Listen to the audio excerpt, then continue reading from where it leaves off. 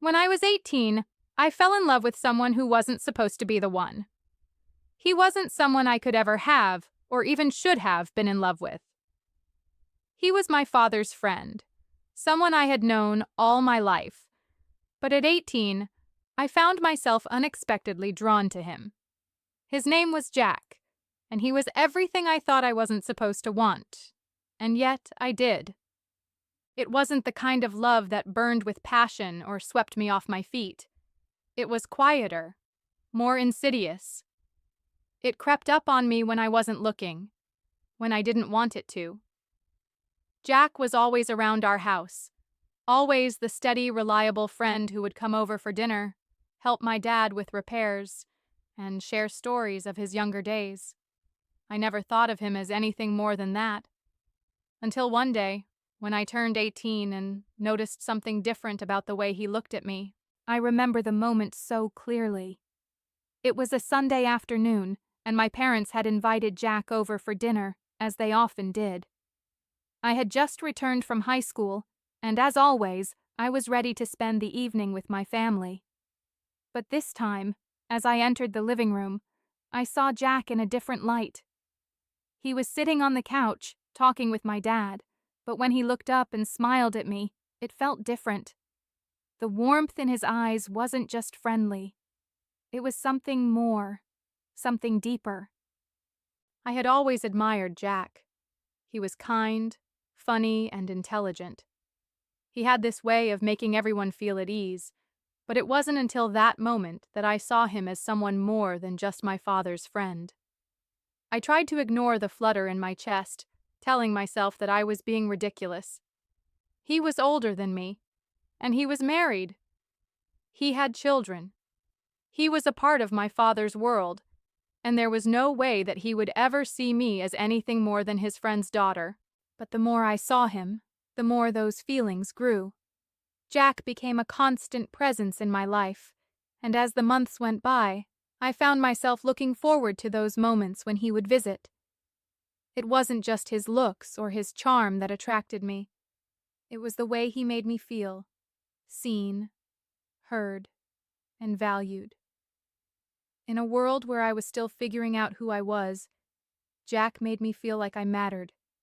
He made me feel important, and that was a feeling I hadn't experienced in a long time. I tried to keep my feelings in check, tried to convince myself that it was just a phase, that I was just looking for attention, just wanting to be noticed. But deep down, I knew it wasn't that simple. I had fallen for him, and the more I tried to suppress it, the stronger my feelings became.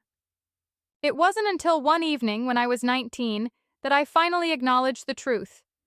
My parents were away for the weekend, and Jack had come over to check on something for my dad. I was alone at home, studying for an exam. When he arrived, we ended up talking for hours, our conversation flowing easily as it always did. We talked about everything, from books to music to life in general. I felt like I could tell him anything.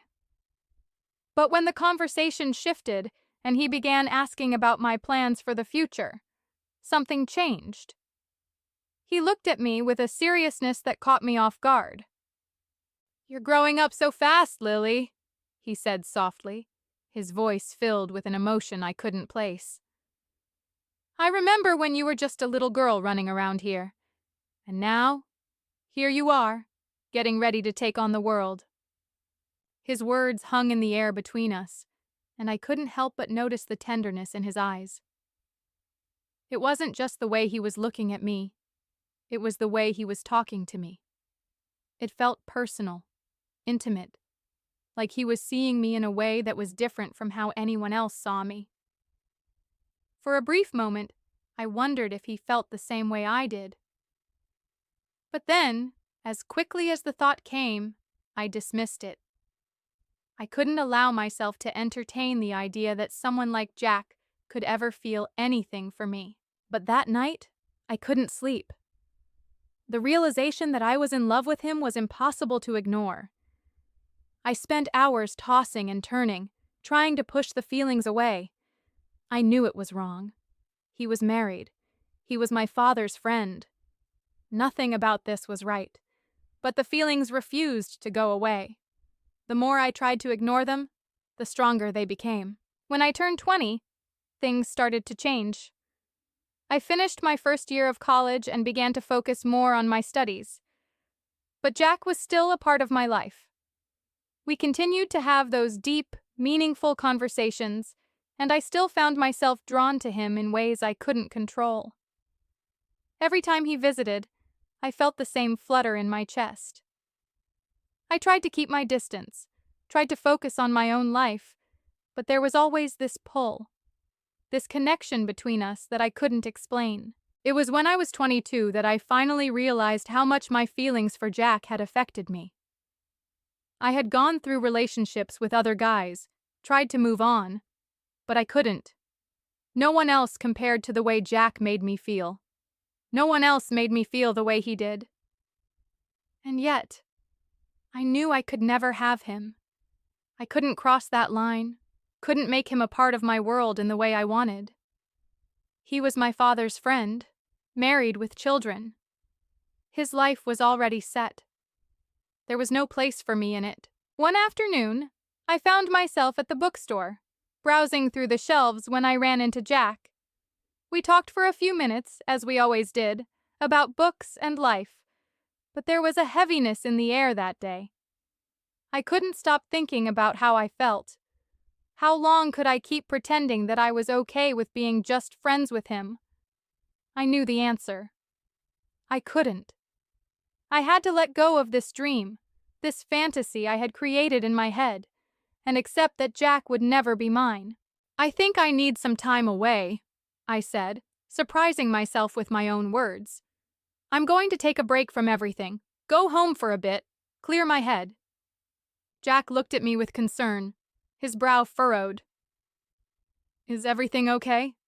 He asked softly, his voice filled with worry. Yeah, I said, forcing a smile. I just need some space, that's all. I left the bookstore that day feeling lighter, as though I had made a decision that I had been avoiding for years. I couldn't keep living in this fantasy. I couldn't keep pretending that I was okay with my feelings for Jack when I knew they would never be returned in the way I wanted. I had to let go. I had to accept that love, in its truest form, isn't about forcing something that isn't meant to be. I didn't see Jack for a while after that. I took my time, spent months reflecting on everything that had happened, on everything I had learned. And in time, I realized that the love I had for Jack was not about him. It was about me. It was about the growth I had experienced, the way I had learned to love myself, and the lessons I had learned from the heartbreak of loving someone I could never have. At 23, I finally understood that love isn't always about being with the person you want. Sometimes, it's about learning to let go, to accept that some loves are meant to teach us something, not to fulfill our every desire. And with that understanding, I was finally able to move forward, to embrace the love that I had for myself and for the world around me. Because sometimes, the hardest part of love is letting go.